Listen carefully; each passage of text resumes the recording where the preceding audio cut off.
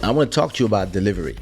I keep having conversations with, and you're going to tell me what you think about it, but you know, I keep having conversations with different artists, friends, and it really occurs to me that the problem of most people is not really the ideas, and it's not.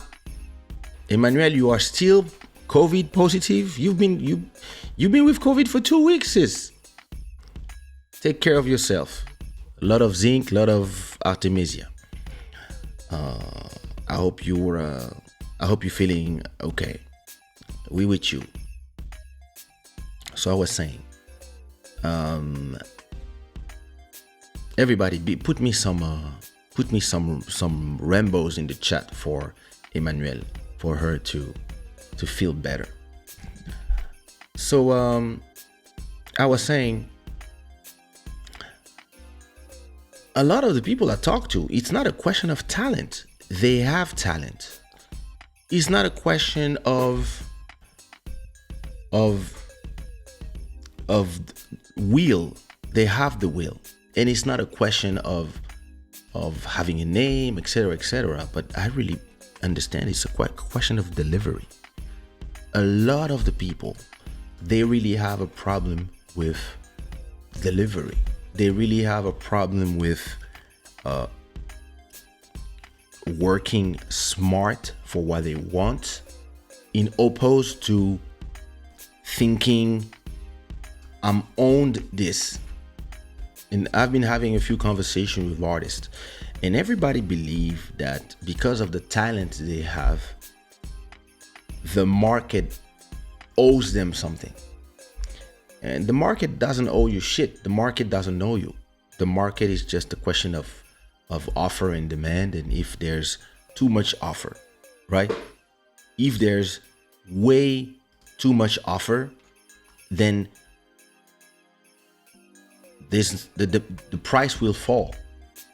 And you have to understand how to navigate in this market. And instead of thinking about what you are being owed, and how people should be like this with you or be like that with you, what you have to do is actually focus on working and on delivering whatever you want to do. So let me give you an example.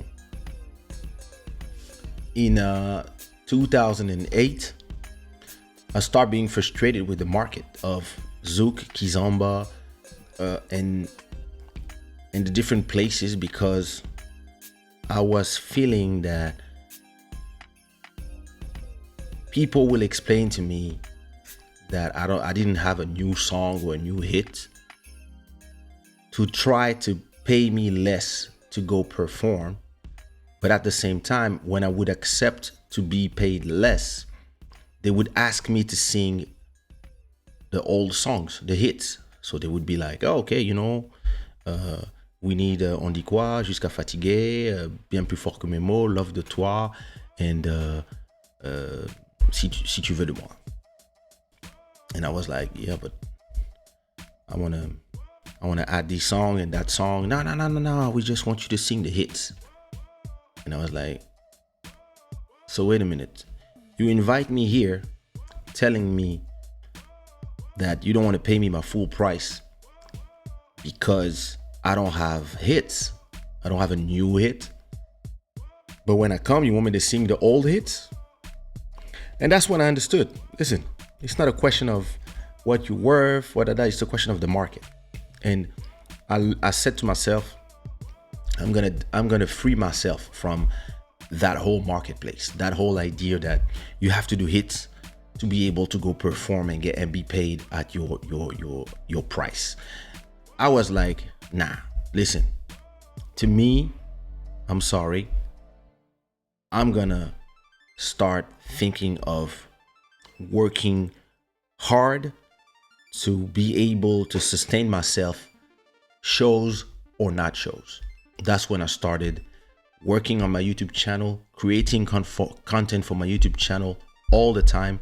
And that's also when I started doing a lot of how you call this? I started doing a lot of singles, a lot of music for online. I started really focusing on the online market, making sure that the money I generate comes from online more than offline, which is performing. And once I start thinking about that, I start focusing myself on not the emotions, not the oh they owe me this, or I'm the best, I should have this, I should have that, and not on the gains, not on the money, not on how much money I want and how much money I'm supposed to generate from my shows and my things. But I start focusing on the work.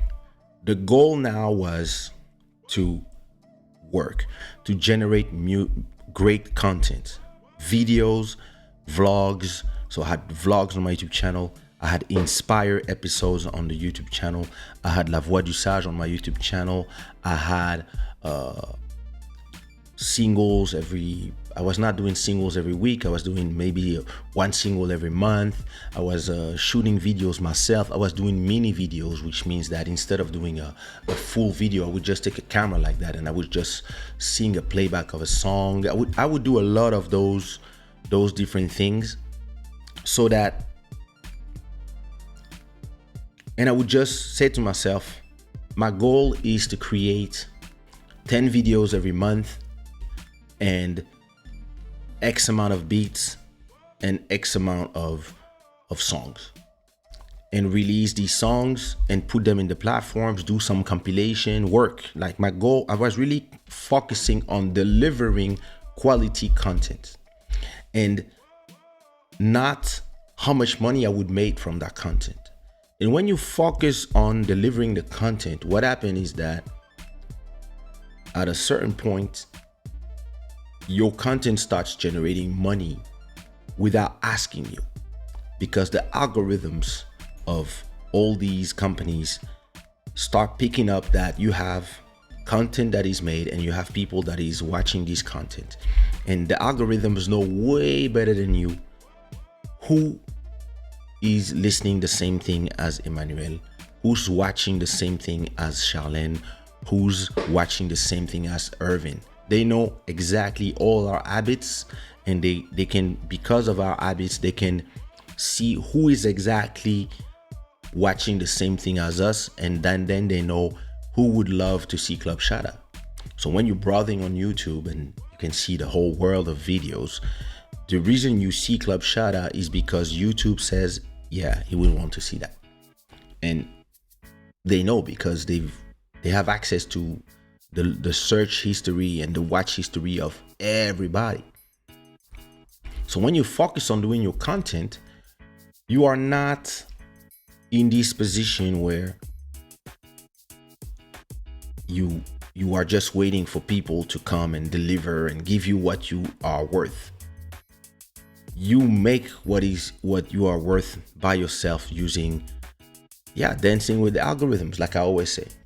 So if you take Club Shada, for example, Club Shada is not a show that generates revenue from views, of course.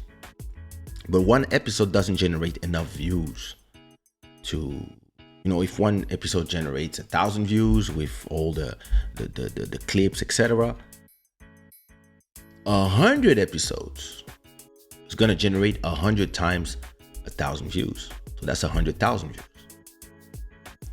And then 200 episodes, etc., etc. And then you can go to a company, an ad company, and tell them, hey, listen, I have this show. Every episode I have around 300 to 400 playbacks, and on the long run, the show makes this amount of viewers and this amount of views every year, and we want you to put your logo here, and it's gonna cost you 500 or 1,005 for 4 episodes. And you can do it because maybe until episode 200 You only focused on creating quality content, which means delivering. Same thing for music. I've been just busy creating music. And at a certain point, I get rewarded when Spotify tells me, hey, you made X millions of streams. Every million of stream is 3,000. There's your money.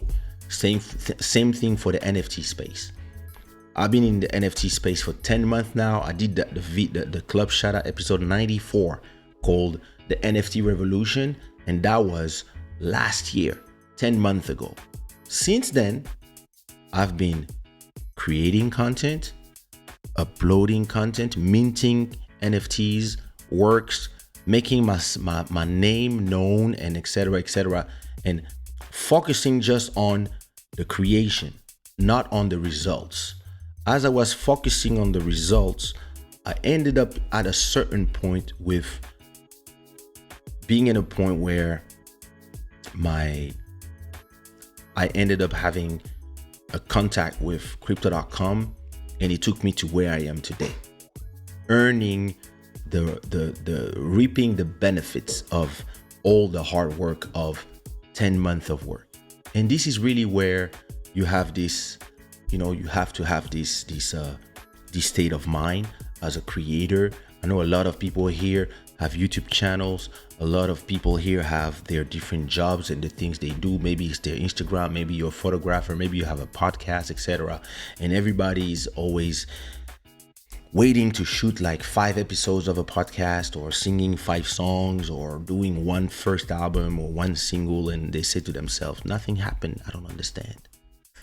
Why did nothing happen? Why am I not a superstar? Why am I not famous? Why am I not making money? It's because you focus on the results too early. You have to focus on working. You have to focus on your delivery.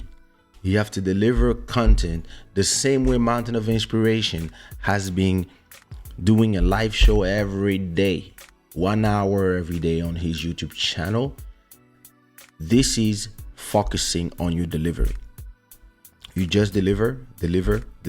Even if sometimes nobody's watching. Even if sometimes there's 2 people watching, 5 people watching, 6 people watching. This is not important, because what is important is that you are creating a catalog of content. You are creating a catalog of 50 episodes, 100 episodes. If you live imagine if you are live every day. Let's say you get sick 10 days in the year. And in 365 days, let's say you miss 15 days. Let's say you do 350 episodes of the Mountain of Inspiration channel, live 1 hour talking about different things. You now have a catalog of 350 videos. Let's say you do this for 2 years. You now have 700 videos on your YouTube channel. And it doesn't matter if every video has 10 views. At a point, just because of the regularity, YouTube will find you people to watch your content, because the goal of YouTube is to have people stay on the channel, on the platform. So at a point YouTube find you people, you also go look for people. You go in different channel, you comment there, you meet people in the chat, and some of them, they come to your channel. You exchange the communities. And at a point, you wake up one day and now YouTube tells you, hey, you can monetize all these videos. And all of a sudden, YouTube pays your rent. So my superpower is that I can focus on my delivery for a long time, for years. I'm not a person that needs results straight away. I'm a person that understand the importance of building something. I understand that I'm going to continue doing this show for years. And at a point, one day I'll be like, oh my God, like this chat is, because there's going to be 100 people watching at the same time instead of 20. And I will not have 400 playbacks at the end of the show, I will have 4,000, 5,000, etc. And every episode will generate 500 euros of super chat and maybe another 500 episode per views because of the views. And then you will have this effect of a lot of people watching, and a lot of the things that will be, a lot of people will want to come to the show to talk to you, as it's already the case. But a lot of the synergies that I will do with the rest, which mean the music I play in the back, like Give Me Your Life by Angel City right now, they will gain traction. Whenever I will have a new album or an artist will have an album, they will come here, etc., etc., etc. But why? Because I'm a person that focus on the delivery, not on the results. I had a conversation earlier, and everything the person I was talking to, he was telling me how much he was worth and how much he was supposed to get paid, and I was frustrated that people and I was like, bro, the market doesn't care about how you feel. You want to get paid 5,000 for your show, but if the market only wants to pay you 1,000, take the 1,000. Take the 1,000. Make sure you can take 4 times the 1,000 in a month instead of wanting to get 5,000 per month and people are refusing to give it to you. Take 1,000 every show you do. Try to do it 3-4 times a month, so I can pay your rent and your food, and it gives you the peace of mind, so you can go work on the real thing, which is whatever you want to do, creating your catalog, creating your thing on your YouTube channel, etc., etc. And once this focus on delivery builds for you a stream of revenue, like my YouTube channel, for example. Once you have a YouTube channel that can pay you 2 times or 3 times your rent every month, you don't stress about the rent anymore because you know that it's paid. It gives you the space in your mind to work on the next thing. If my head was at, oh my God, I need to do a show, I need to find a show, I wouldn't have time to draw and create NFT collections and make money. I wouldn't have time to record songs. Like I take an afternoon. Sometimes in the afternoon I can record 3 songs. I wouldn't have the headspace to do that. I wouldn't have the headspace to come and do a show like Club Shada because I would be busy trying to find a show and being stressed that I'm not finding a show. I created a space first that YouTube was my first monthly revenue that would pay the rent. Then it was streaming. Now it's a little bit of streaming, a little bit of YouTube, a little bit of NFTs, a little bit of this, and all this is contributing to me going to the next level all the time and being able to focus. I can focus on doing Club Shada and not making money from this show for the next 2 years. Why? Because I know the amount of catalog that I will do that will be evergreen. This amount of catalog will be there inside of my YouTube channel forever. And it will be monetized, and I will do a ton of clips from this catalog. And at a point, somebody will watch it and be like, oh, hey, how can I have my logo here? I'll say, oh, 500. And they will be like, oh, amazing. I want my logo here for 10 episodes. 5K, boom. This is gonna happen. And I know, you know how I'm not a person, I'm like, oh, I hope it happens. I know it's gonna happen because I'm focusing on what I'm doing right now. Delivering quality content for you with great lighting, great camera, my little things, and trying to dress and dress well for you guys, etc., etc.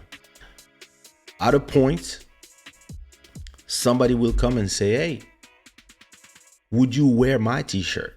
on your show? And I'll be like, yeah, sure.